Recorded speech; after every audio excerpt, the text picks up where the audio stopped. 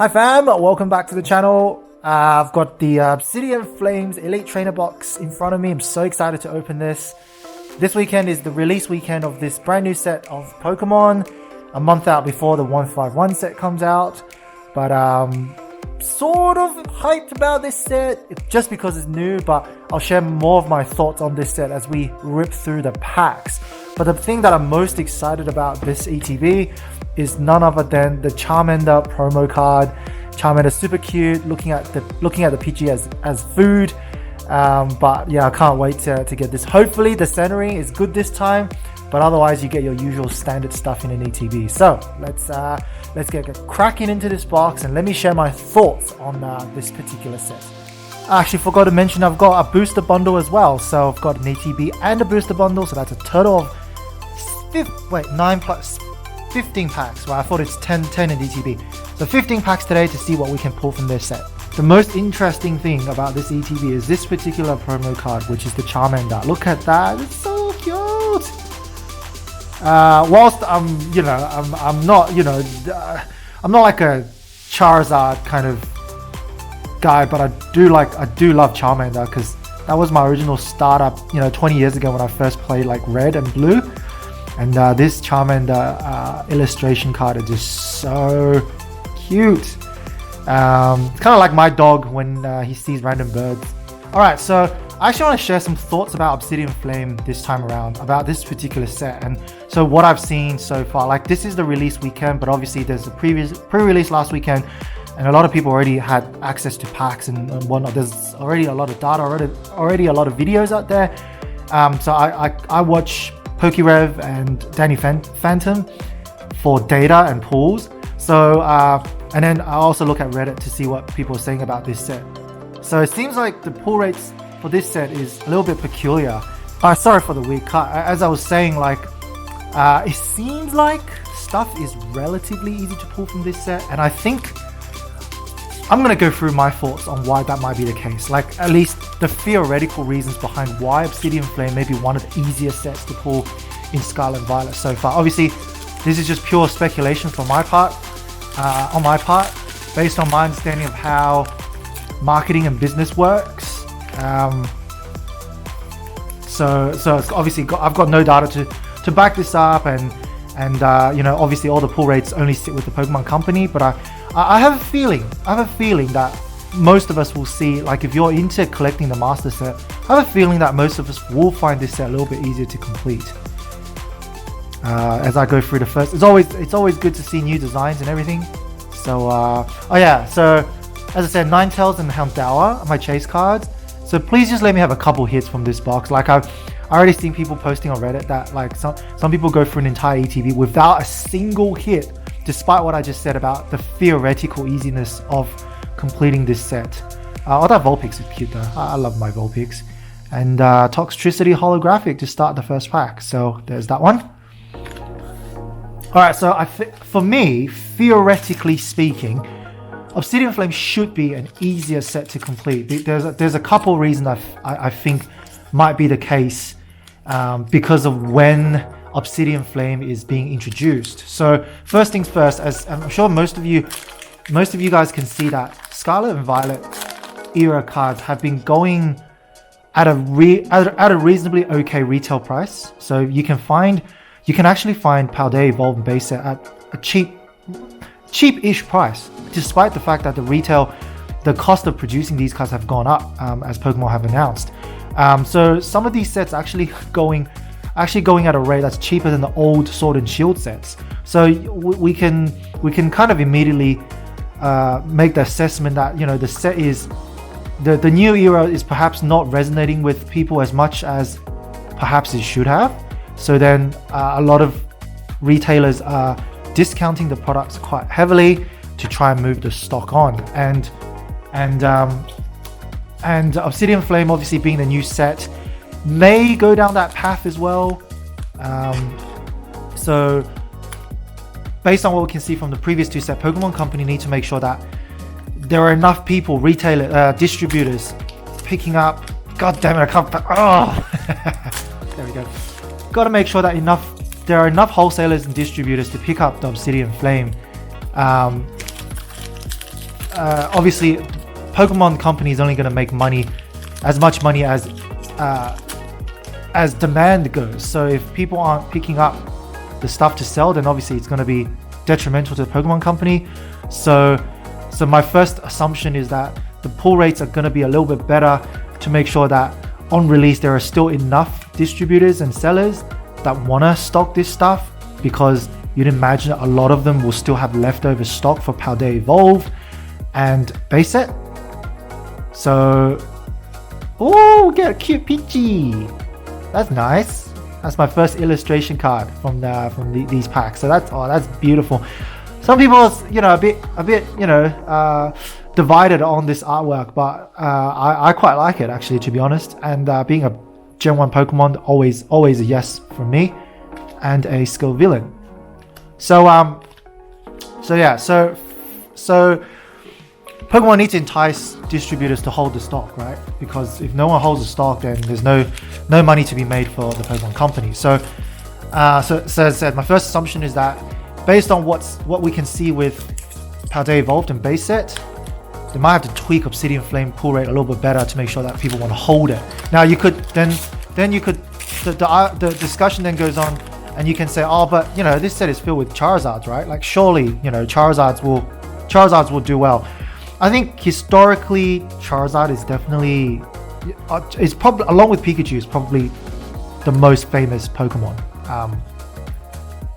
for obvious reasons, because they were on Ash's original team, right? So, but I think from a TCG perspective, Charizard has definitely been overprinted to the point where if you look at like people's comments and whatnot, a lot of people are getting a little bit sick and tired of every other set being Charizards. Oh, this Claydol is beautiful, because a lot of other Pokemon starters are just being neglected. Like for me, my favorite starter of all time is the Chikorita, and I don't think the last Chikorita card I've seen is the 25th anniversary promo card, McDonald promo card, and I haven't seen a Chikorita since. Same as Cyndaquil had releases with the Hisuian Typhlosion. There's nothing for Turtledale either, right?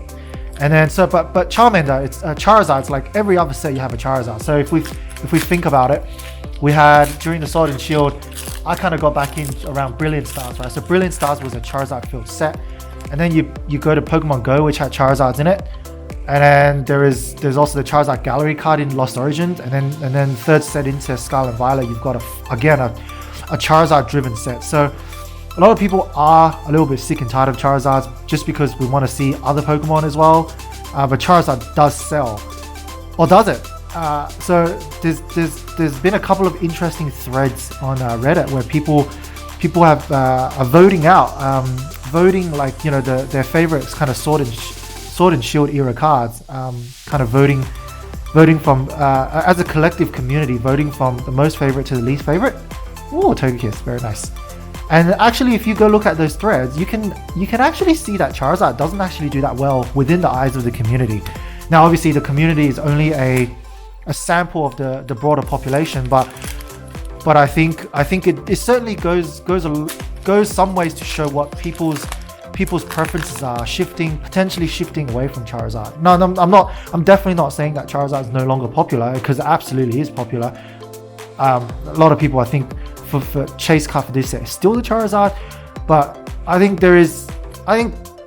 my opinion, Pokemon's probably gonna have to really consider like how much more can they milk Charizards, and really got to start looking at other starters as well. I think people appreciate that, and Charizard's in particular for the Scarlet. Oh my god, this is 6 packs and I got nothing but that PG illustration rare. But aside from Charizard being potentially overprinted, there's also the problem with not everyone's on board with the Terra designs, with the crystallization, with the hat. Some people like it, some people don't like it. So then there's also that question around how good is this Charizard. As I said, when this particular Charizard first came out as a leak, a lot of people thought the gold version was fake, because it looks very similar to those gold fake cards that you can find on the internet. But it is actually real, and a lot of people just are not necessarily digging the design. Now, if I was to guess, like Pokemon Company would have started, would be designing kind of each set. I don't know what the lead time is in terms of set design, but I'd imagine you start designing nice and early because you got to think about not just the design itself, because that would be easy, but also the move and how it integrates into TCG as well. So I don't have any stats or anything like that, but I'd imagine there is quite a bit of a lead time to do this.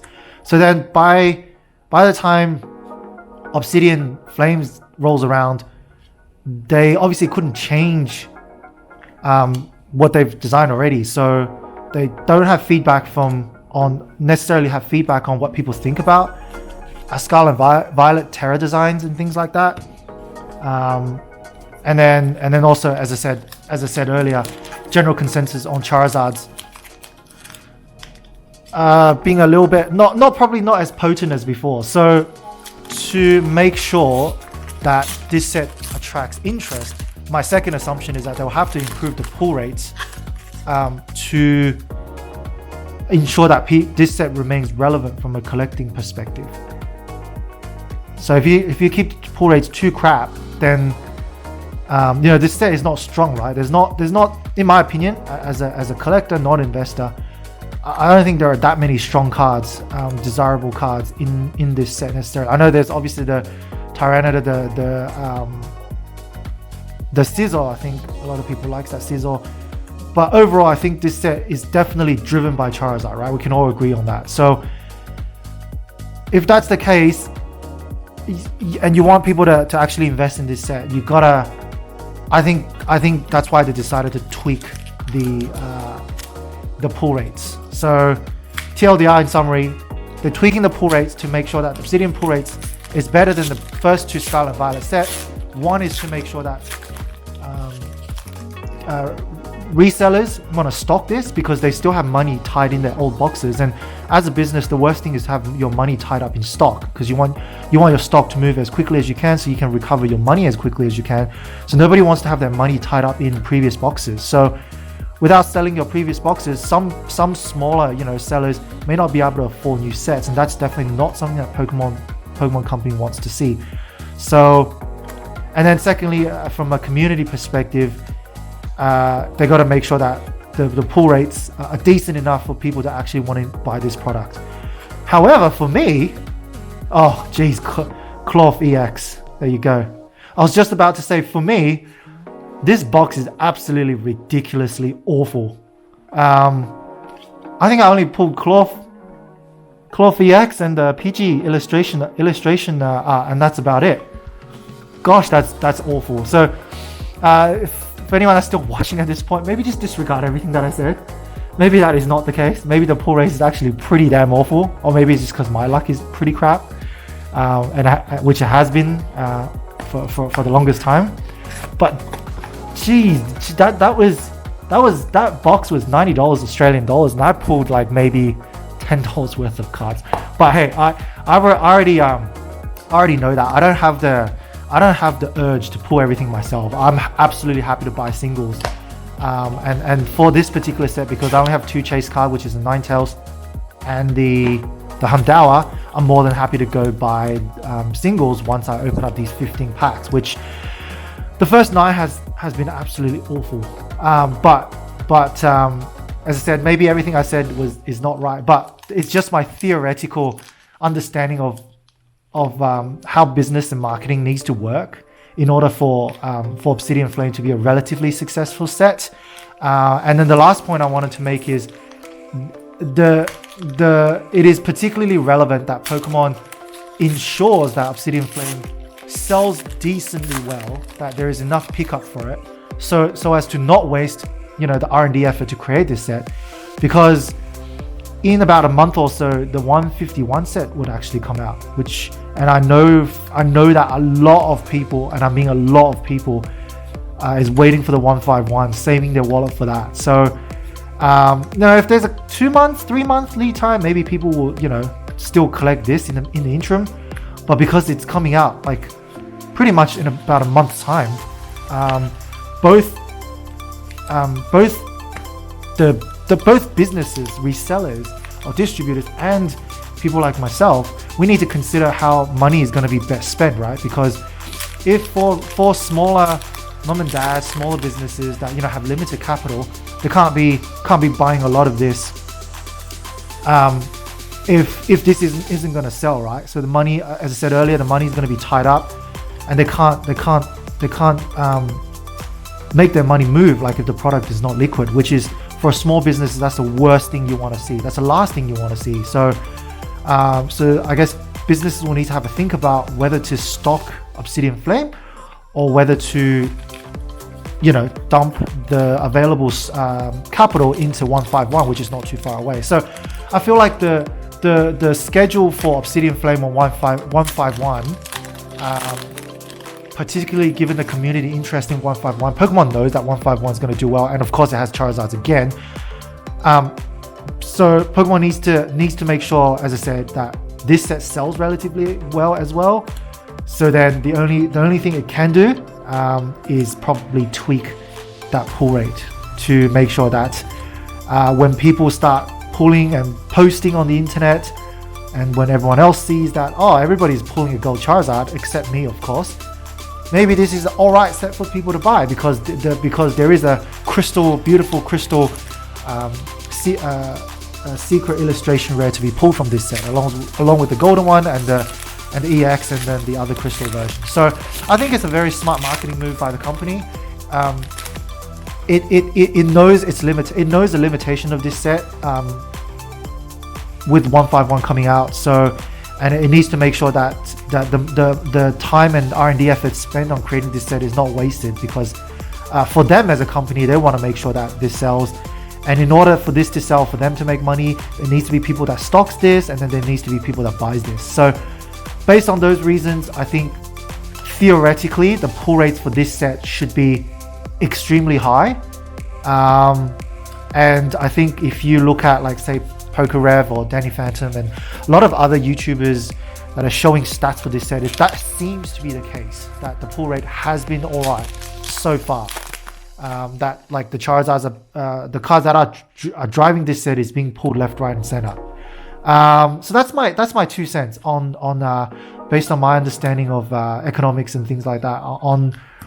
And based on that, as I said, theoretically, I have no data to back up whatsoever. If you were to buy this set, you should be getting quite lucky with your pulls. And speaking of getting lucky with your pulls, a beautiful Gita illustration rare. Oh my god, that's a full art Gita. Well, there you go. Speaking of, I feel vindicated, fam. I definitely feel vindicated. I feel like I just spent 20 minutes talking about my theory with my own pulls not being able to back this up, but straight away we pick up a Gita just as I was finishing that segment. So timing couldn't possibly be better. Wow, that was that 20 minutes gone quick. I'm down to my last pack for out of 15 booster packs. So 15, and I got 3 pulls. Is that good? I don't know. Maybe that's normal. But having said that, based on what I've seen and watched, and just based on, as I said, my general understanding of marketing, economics, and business strategies, I feel like this set should be the easiest Scarlet Violet set to pull to date. Let me know below in the comments whether you agree or not. I could just be talking shit, but I appreciate. Oh, there you go, 4 out of 15 now. Lavata, and that's a nice pickup as well. Unfortunately, I didn't get Humdao or Ninetales, which is my chase. Sorry again about the weird card. Actually, my memory card actually just ran out. So, yeah. So I was so close to finishing up the video as well, but I can't actually remember what I was talking about. But I think I just want to conclude this video by saying that I believe personally that the theoretical pull rates for this set should be amazing. Now, based on my own evidence just now, I'd say that theory sort of holds up a little bit. But can I just say that the booster bundle did so much better than the ETB. Right, so pull 2 from each product. So 2 from the bundle, which has got 6 packs, and 2 from the ETB, which has got 9 packs. I think My ETB is just one of the shit ones, to be honest. So I only pulled two hits, but the booster bond absolutely came through with this beautiful full art Gita, which is the champion of Paldea, the Elite Four champion of Paldea. So that is a very, very beautiful card. So I'm happy to pull that. Plus the Lavatar, which is also very cute. Obviously no chase card in the Ninetales and the Hundawa, but for 15 packs, 4 hits, I cannot complain. I think it is $100. These two things combined. But anyway, thanks for coming to my TED Talk. Hope you've enjoyed that, a little bit of theory crafting on this particular set, and definitely leave in the comments down below what you guys think about this set. And if you do like this video, definitely subscribe, definitely support the channel as well. Otherwise, I'll see you guys when 151 hits. Good luck in your Obsidian Flames, and see you guys next time.